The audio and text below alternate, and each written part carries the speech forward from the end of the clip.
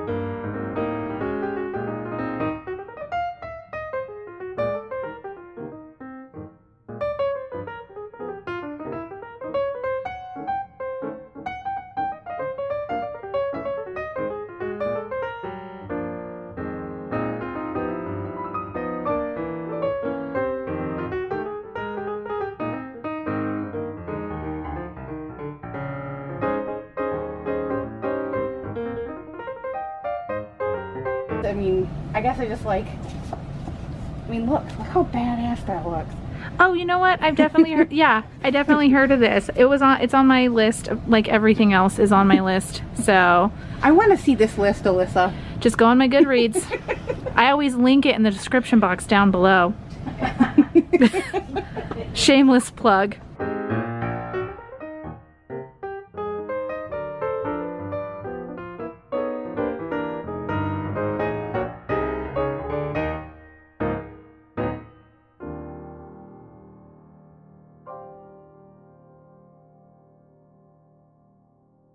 Okay, so I found way too many books, and Cassie helped me find even more books.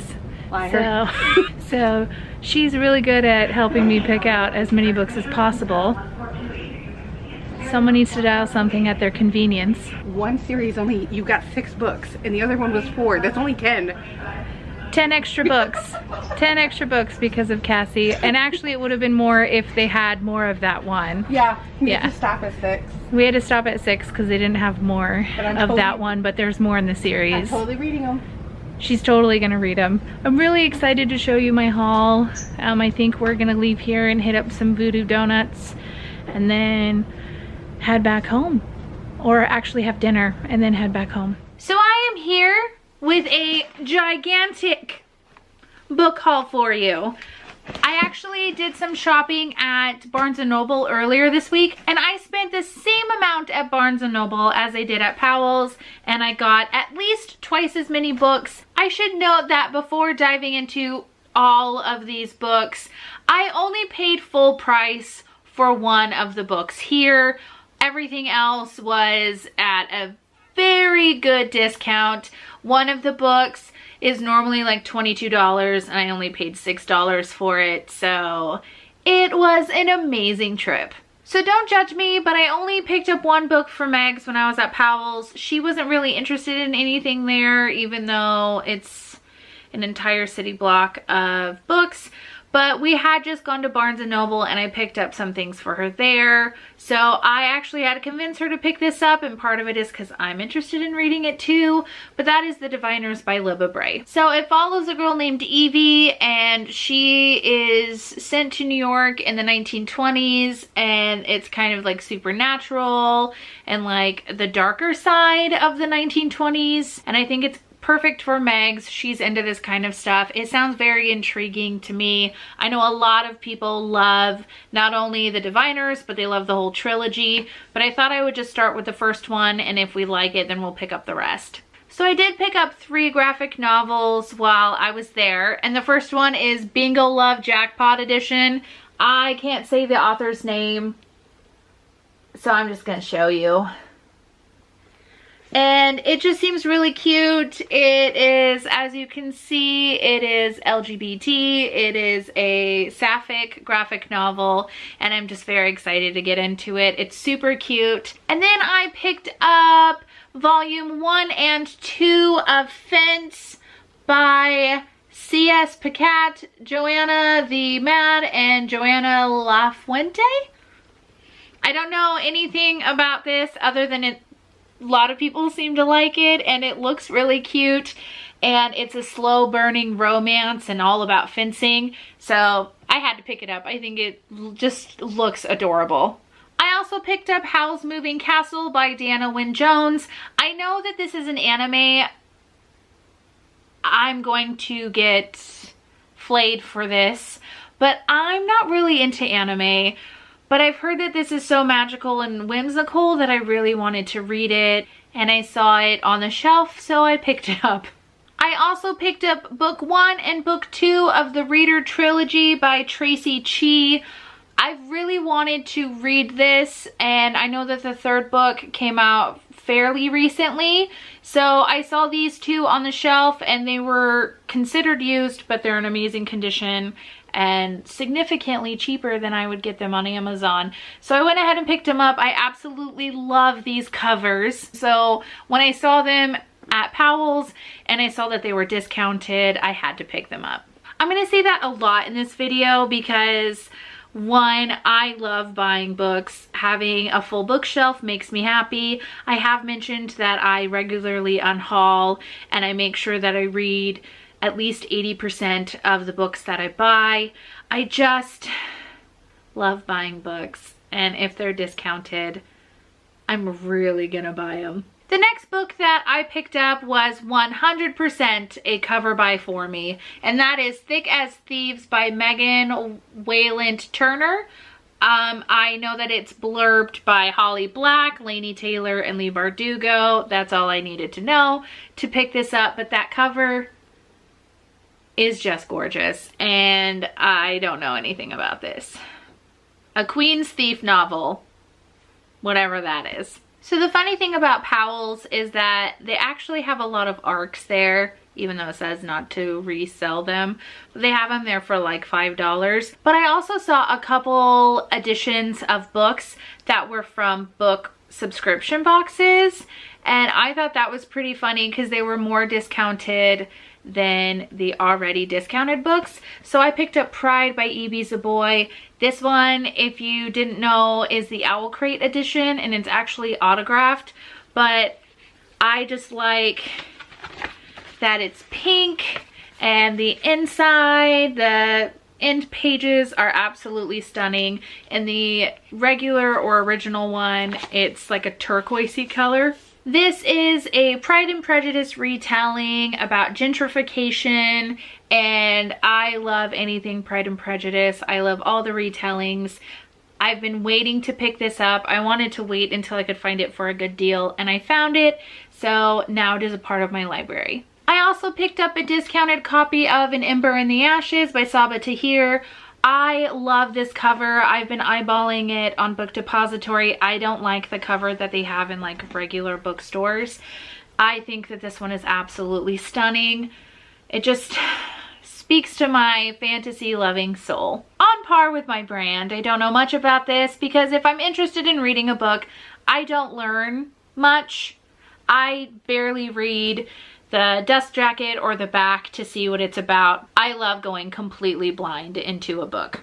I do know that this book is set in a world that is kind of reminiscent of the Roman Empire before it fell, and it follows a girl and a boy. One is a slave and one is a soldier, and their journey, and they probably somehow topple a regime because that's what these books are always about, and they probably fall in love.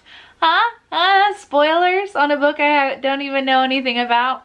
Whatever. I just love the cover, and I've heard so many good things about this book, and I wanted to get to it. Again, I didn't want to have to pay full price even for a paperback, so I just waited until I could find a good deal on it. So the next two books that I picked up aren't by the same author or in the same series. I'm just showing them at the same time because I only bought them since they were in the LGBTQ plus section of Powell's, like in the young adult area, and they're fantasy books, and I love when fantasy books have some LGBTQ plus rep. And they are Of Fire and Stars by Audrey Coulthurst and Mask of Shadows by Lindsay Miller. Again, I only bought them because they were in the LGBTQ plus section and they're fantasy. I've heard good things about this one. I haven't heard anything about this one. I think it's a duology and I didn't even read the back of them. I just picked them up. I have a problem. So the next books on my list are historical fiction novels. I did find them in the children's section and they are told from an African American perspective and it's US history. And one of the reasons why I picked it up is because of the author. These are written by Laurie Halse Anderson, who wrote Speak, which a lot of us had to read in school. So I picked up Chains and Forge and Ashes. So because they are historical fiction told from an African American perspective, I definitely think that they touch on slavery and the big theme is freedom. And I mean, the first one is called Chains. So I'll let you know what I think. I had never heard of these before. I just saw them, I saw the author, and I picked them up without even reading the back. However, the back of this one doesn't even have like the information.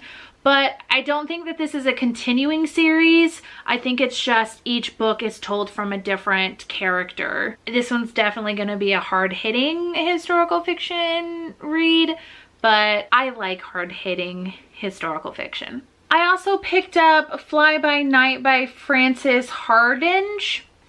It is a book where reading is dangerous. It says read the wrong book, it was said, and the words crawled around your brain on black legs and drove you mad, wicked mad. I'm not sure exactly what more this is about, so I picked this up. It was on sale even more than the discounted price, so I have a problem and I couldn't put it back. Okay, so by now you were probably wanting to ask me, Alyssa, why did you pick up so many young adult and children's reads? I haven't seen you pick up any adult fiction, and I know how much you love adult fiction. Here's the thing with Powell's and it being a new and used bookstore. A lot of the books that I saw there were either full price that I could buy at Barnes & Noble or I could get cheaper at Amazon, or they were the mass market paperbacks and I hate those. So I only picked up a few books in the adult fiction, sci-fi, fantasy section. One of those I'm so excited, and that is The Lies of Locke Lamora by Scott Lynch. Oh, this has been on my list for so long, and I got this at like 75% off the regular price. So this book is a part of the Gentleman Bastard series. It's book 1 of that series. So it follows Locke Lamora, who was an orphan and he became like a master thief. And I know that it's kind of morally gray and a little dark and gritty. I'm not sure the actual story plot. I know that everyone loves this series. And the next books that are on my list are actually a part of a longer series, and I have Cassie to thank. One of them I was interested in for a while and I just didn't see it there, and then she saw it and I bought them all. And then the other one she just stumbled upon and it's right up my alley. So the first one I'm going to show you is the one that I was interested in for a while, and that is the Invisible Library series by Genevieve Cogman. So it has The Invisible Library, The Burning Page, The Masked City, and then the last one is The Mortal Word. So what I do know about this series is that there's a magical library and they collect, I don't know if it's just artifacts or if it's books from all realities and store it here.